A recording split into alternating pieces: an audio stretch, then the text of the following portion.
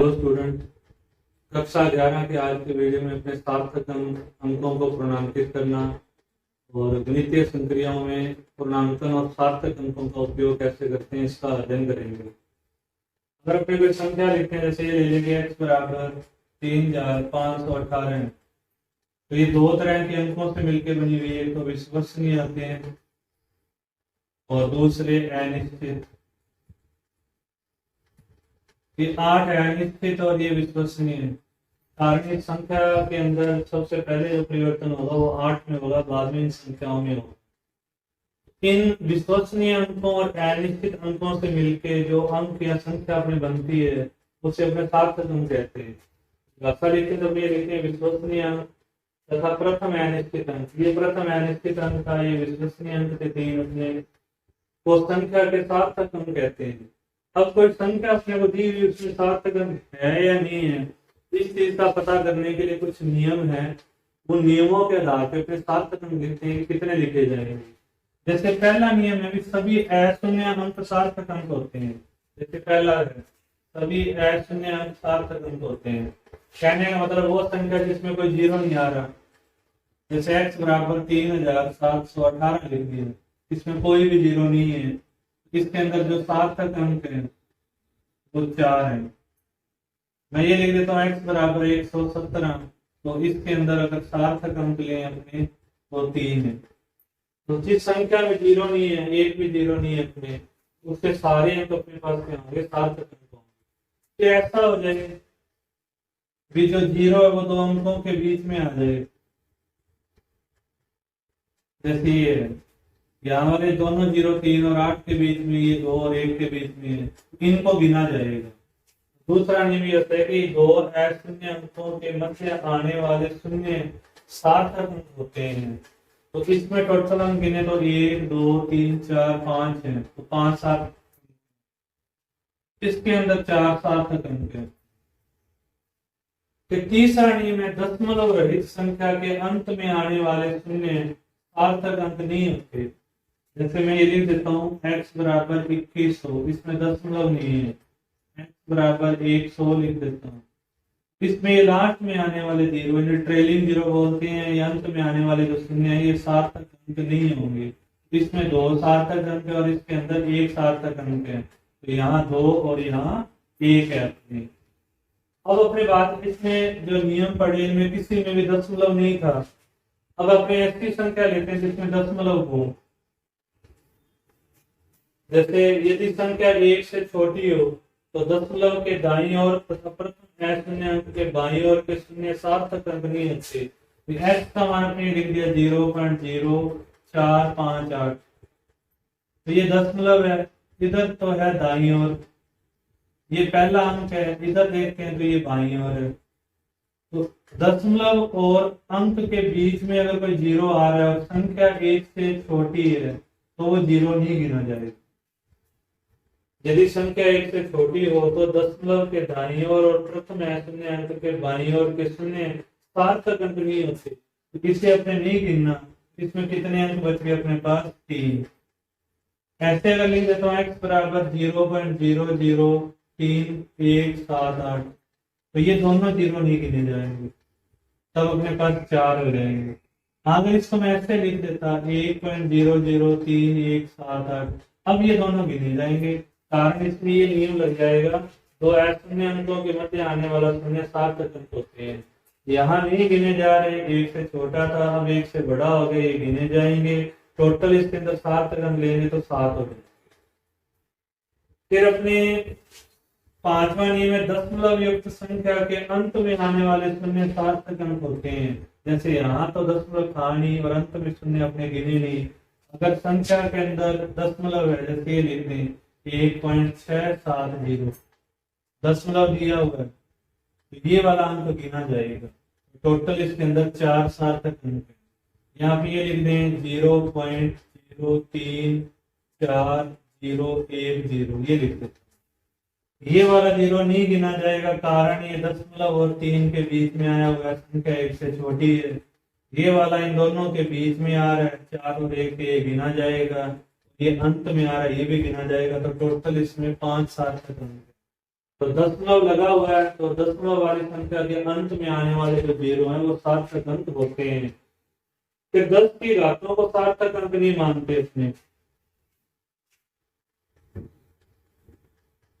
जैसे मैं ये मान लिख देता हूँ x बराबर 9.1 गुना 10 की घात -31, 1.67 गुना 10 की घात -27 ये लिख दिया। ये लिख देते हैं 3.6 गुना 10 की घात 6। तो इन घातों को सार्थक अंक नहीं गिना जाता। इसमें 2 है, इसमें 3 है, इसके अंदर 2।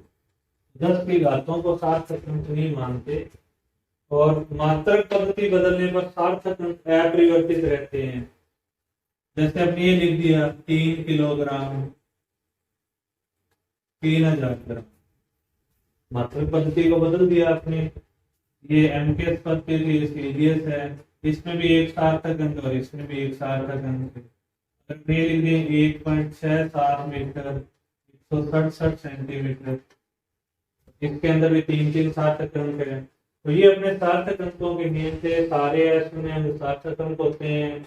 2 अंकों के बीच में आने वाला 0 सार्थक अंक होता है। दशमलव रहित संख्या के अंत में आने वाले शून्य सार्थक अंक नहीं होते। संख्या 1 से छोटी हो तो दशमलव और शून्य अंक के बीच में आने वाले शून्य सार्थक अंक नहीं होते। दशमलव संख्या के अंत में आने वाले शून्य सार्थक होते हैं। 10 के घातों को सार्थक अंक नहीं माना जाता और लास्ट में मात्रक पद्धति बदलने पर सार्थक अंक अपरिवर्तित रहते हैं। तो ये सार्थक अंक है। अब अपने अंकों का पूर्णांकन करेंगे। सार्थक अंकों का अध्ययन किया। कई बार अपने पास ऐसी संख्या आती है जिसमें अनिश्चित संख्या या अनिश्चित अंकों की संख्या बहुत ज्यादा होती है। उस स्थिति में हमें उचित सार्थक अंकों में बदलना होता है। उन अनिश्चित अंकों को उचित सार्थक अंकों में जो बदलने की प्रक्रिया है उसे पूर्णांकन या राउंडिंग ऑफ बोलते हैं अपने। तो प्रथम लिखते हैं जिन संख्याओं में एक से अधिक अनिश्चित सार्थक अंक होते हैं उन्हें उचित सार्थक अंकों तक परिवर्तित करने की प्रक्रिया को पूर्णांकन कहते हैं। अब इसका जैसे पहला नियम ये है, हमने लिख दिया 2.744 लिख दिया। अपने यहाँ पूर्णांकन करना है तो इसके वाला जो ये अंक है 5 से छोटा है।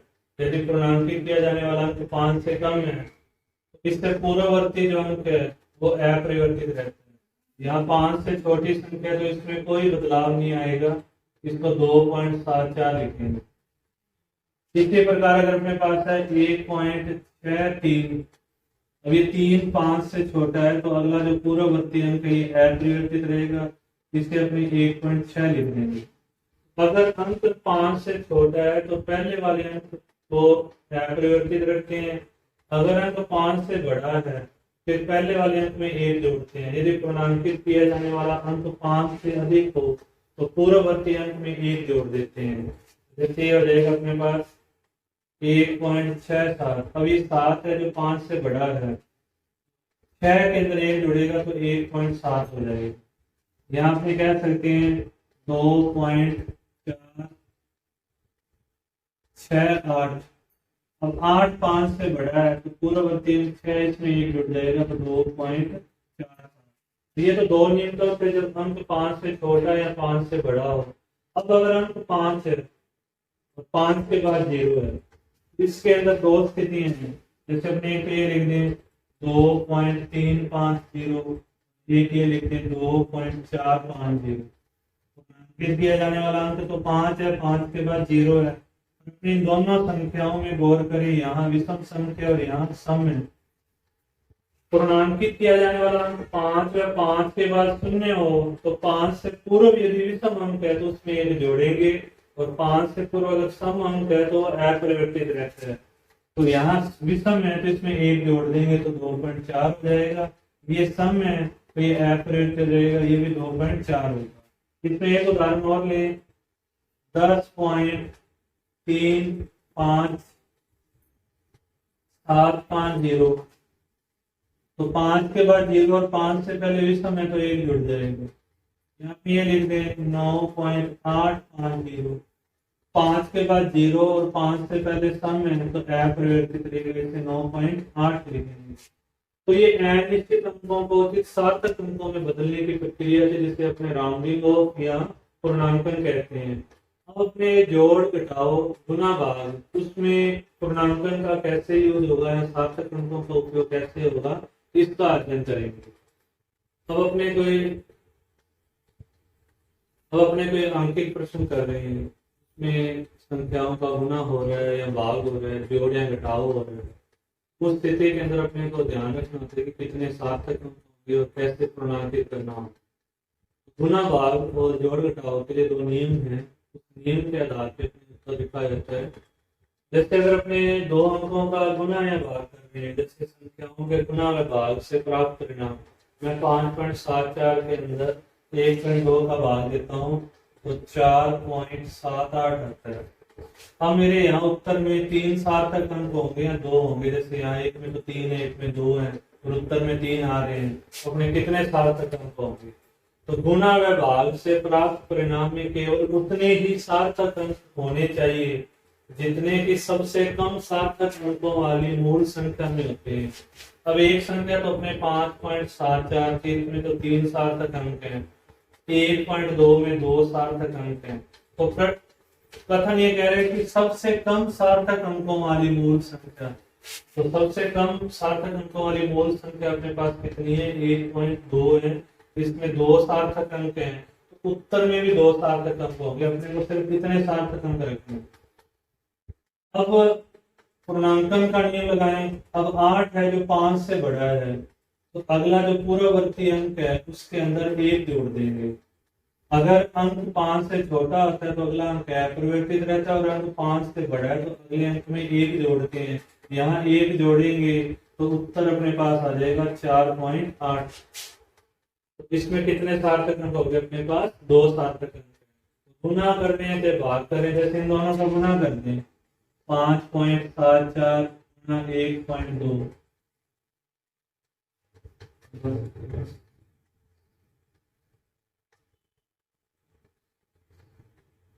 इसमें ये उत्तर आ गया अपने।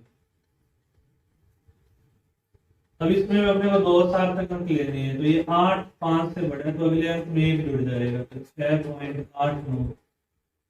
अब ये 9 5 से बड़ा है तो अगले अंक में 1 जुड़ेगा, तो 6.9 उत्तर होगा। ये गुना और भाग का नियम होता है। अब अपने जोड़ और घटाव की बात करते हैं। अब जैसे मेरे पास 2 संख्या हैं, 4.74 6 और 3.36, इन्हें मैं जोड़ता हूं तो 8.106। अब इसमें नियम ये होता है कि जोड़ और घटाव से प्राप्त परिणाम में दशमलव के बाद, आगे वाला नहीं देखना, अपने को पीछे देखने तीनों, दशमलव के बाद उतने ही सार्थक अंक होने चाहिए जितने की मूल संख्या में दशमलव के बाद कम से कम है। तो अपने पास मूल संख्या ये है एक, तो और एक मूल संख्या 3.36, इसमें दशमलव के बाद 3 सार्थक अंक हैं, इसमें 2 हैं, तो उत्तर में भी दशमलव के बाद 2 सार्थक अंक आए। कम से कम दशमलव के बाद 2 है, तो यहाँ दशमलव के बाद 2 सार्थक अंक लेने हैं। अपने को 8.1 अब 0 तक अपने को लेना है। अब 0 के बाद 6 है, 6 5 से बड़ा है तो अगले अंक में 1 जुड़ जाएगा, तो उत्तर आएगा 8.11। फिर अगर इसे अपने घटाएं, 4.746 माइनस 3.36, तो ये अपने पास आएगा 6 8 3 और 1। इसमें भी दशमलव के बाद 3 सार्थक अंक, अपने को दशमलव के बाद सिर्फ 2 सार्थक अंक चाहिए। अपने 3 8 तक हल करेंगे तो 6 5 से बड़ा अगले अंक में 1 जुड़ जाएगा, तो ये 1.39 आ जाएगा। तो ये सार्थक अंकों से संबंधित अंकीय संक्रियाओं के 2 नियम थे। एक नियम गुना भाग के लिए और दूसरा नियम जोड़ और घटाव के लिए।